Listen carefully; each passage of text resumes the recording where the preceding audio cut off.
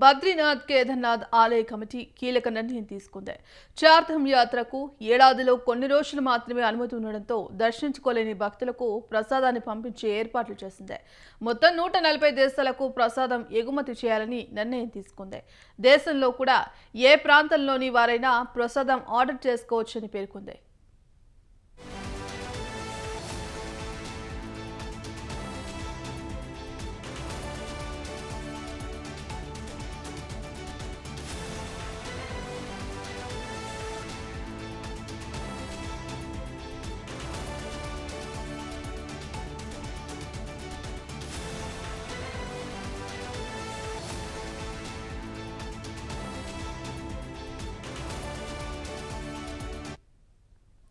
ప్రసాదం ఆర్డర్ చేసుకుంటే speed post ద్వారా పంపిస్తామని ఆలయ కమిటీ స్పష్టం చేసింది.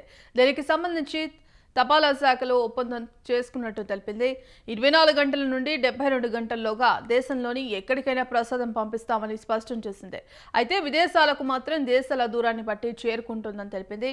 కాబట్టి ఎవరైనా బద్రీనాథ్ కేదార్నాథ్ ప్రసాదం కావాలంటే సంబంధిత ఆలయం నుంచి ఆర్డర్ చేసుకుంటే సరిపోతుంది.